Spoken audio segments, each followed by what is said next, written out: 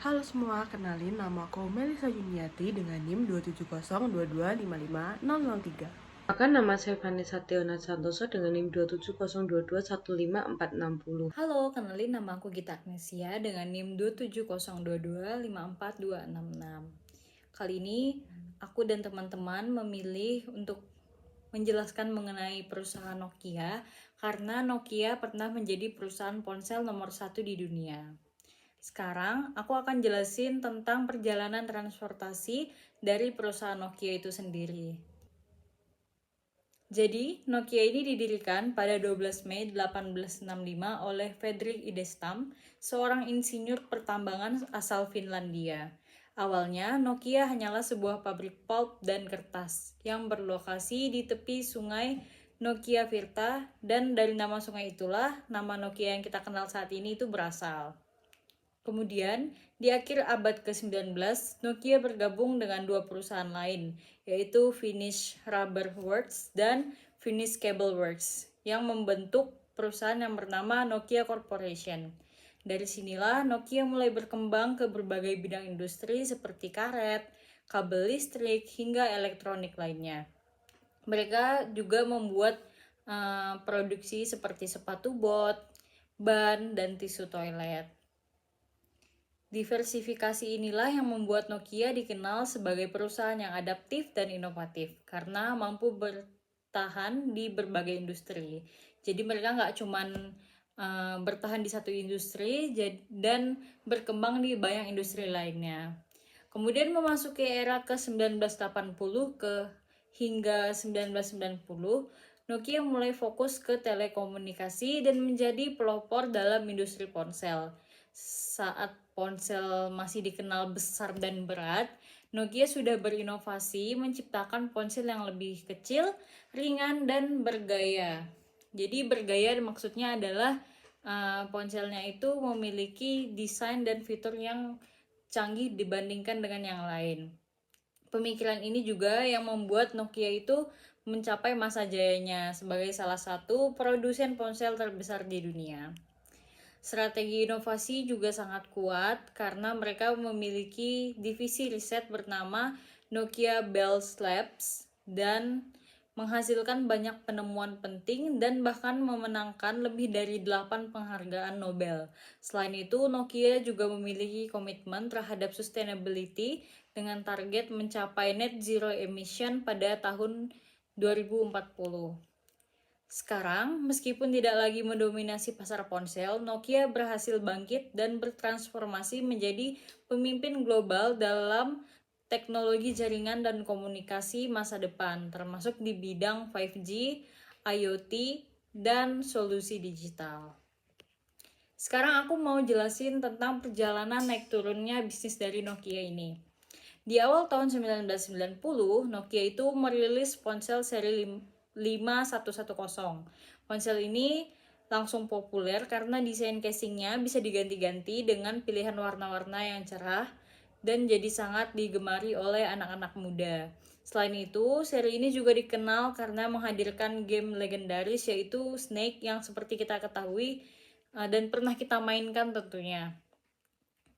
Lalu pada tahun 1996, Nokia meluncurkan seri 8110, ponsel geser pertama mereka. Desainnya yang melengkung membuatnya dijuluki sebagai ponsel pisang karena bentuknya panjang dan melengkung. Popularitasnya juga semakin meningkat setelah muncul di film yang bernama The Matrix, yang menjadikannya salah satu ponsel paling terkenal di masanya. Namun ketika Android dan iOS mulai berkembang, Nokia gagal beradaptasi dengan cepat. Akibatnya penjualan menurun drastis dan pada tahun 2014 Nokia menjual divisi ponselnya ke Microsoft. Sejak itu, Nokia mengubah fokus bisnisnya ke teknologi jaringan seperti infrastruktur telekomunikasi dan layanan digital. Sekarang di bawah kepemimpinan W.K. Lonmark, Nokia berusaha bangkit kembali dengan mengembangkan teknologi 5G, IoT, AI, dan cloud. Perjalanan Nokia kini menunjukkan bahwa bahkan perusahaan besar pun harus tetap berinovasi agar tidak tertinggal oleh perubahan zaman. Kemudian akan dilanjutkan oleh temanku. Lalu saya akan menjelaskan mengenai profil dari bisnis disruptor. Jadi Apple Inc. atau iPhone itu merupakan perusahaan yang didirikan oleh Steve Jobs, Steve Wozniak, dan juga Ronald Wayne. Mereka itu mengalami kemajuan saat peluncuran iPhone di tahun 2007. Nah, peluncuran iPhone ini menjadi titik balik dari Apple karena iPhone ini memiliki berbagai inovasi, yang mana iPhone itu merupakan gabungan dari iPod, ponsel, dan juga komunikator di internet yang menjadi satu kesatuan dalam satu benda aja. Nah, Apple ini lebih berfokus di desain yang elegan, terus fungsional yang intuitif, dan juga integrasi yang baik antara hardware dan juga software. Jadi Apple nggak cuma berfokus di hardware-nya aja, kayak desainnya bagus dan sebagainya, tapi Apple juga mempertimbangkan software yang ada di dalamnya.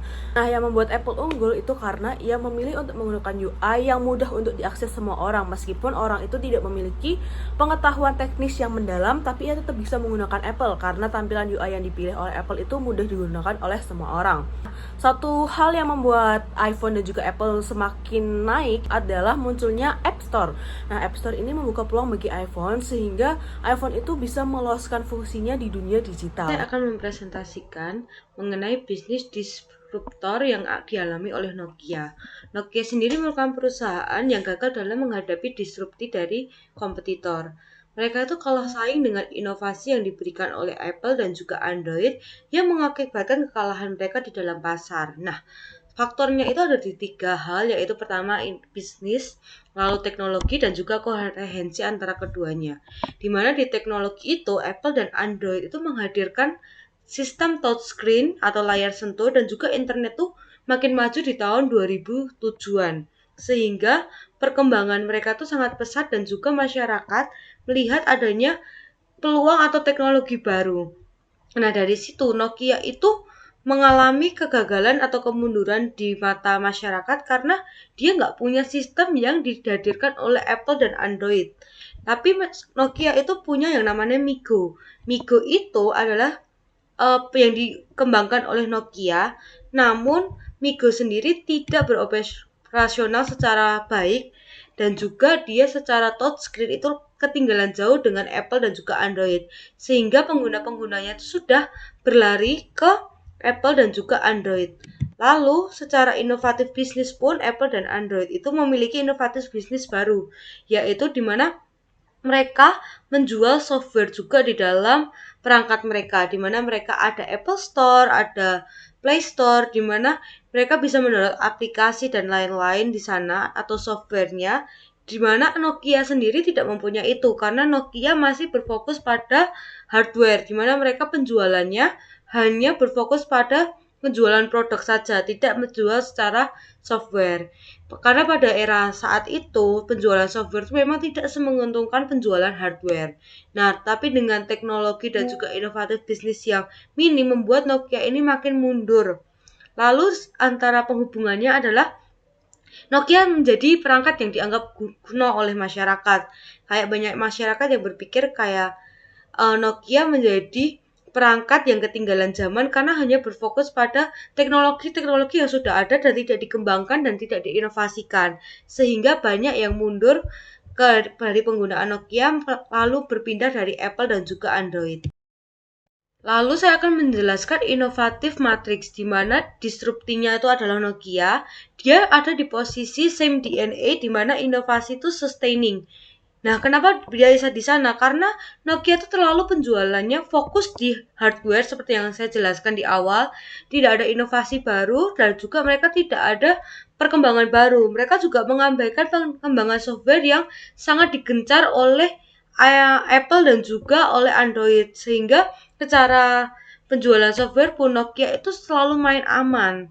Lalu juga secara desain, Android dan Apple tuh lebih maju sehingga banyak pengguna yang lebih tertarik menggunakan Apple dan juga Android. Sedangkan disruptornya adalah Apple dan Android, mereka tuh disruptive change atau different DNA. Mereka tuh membawa pasar baru dan perubahan baru, sehingga mereka itu menghadirkan fenomena baru dan menimbulkan fundamental baru bagi masyarakat, di mana mereka menghadirkan teknologi yang melebihi dari yang sudah ada, lalu mereka juga menghadirkan software sehingga bisa dilihat bahwa keduanya itu sangat berbeda sehingga mereka termasuk dari different DNA di mana model bisnis, jaringan dan juga teknologinya adalah yang terbaru. Kesimpulan dari berbagai penjelasan yang sudah kami berikan, itu yang awalnya Nokia merupakan penguasa atau pemimpin di dunia telekomunikasi, itu gagal beradaptasi karena mereka tuh telat untuk melihat perkembangan yang ada di pasar. Sedangkan pasar itu adalah tempat utama bagi para pembisnis. Jadi ketika brand telat untuk melihat pasar mereka, telat melakukan analisis terhadap konsumen mereka, itu akan berdampak pada bisnis mereka sendiri, seperti itu. Berbanding terbalik dengan Apple dan juga iOS, ketika pertama muncul itu mereka menekankan inovasi yang emang sesuai dengan target pasar sekarang. Jadi hardware dan software yang sangat terintegrasi dan juga tampilan UI yang mudah digunakan semua orang. Jadi target konsumen mereka itu lebih luas dan target pasar yang mereka dapat segmentasinya juga lebih banyak. Kesimpulannya itu sangat penting untuk melakukan analisis pasar sebelum kalian memasarkan secara resmi brand kalian. Dan juga ketika kalian sudah memasarkan brand kalian, kalian tidak boleh berhenti untuk terus-menerus melakukan analisis pasar. Karena yang namanya pasar dan konsumen itu akan selalu berkembang mengikuti perkembangan zaman. Ketika kalian berhenti ketika produk kalian sudah naik dan tidak melakukan inovasi atau perkembangan apapun, yang ada brand kalian akan menjadi seperti Nokia yang sebelumnya menjadi pemimpin di pasar telekomunikasi menjadi redup karena mereka telat untuk melakukan analisis pasar. Terima kasih.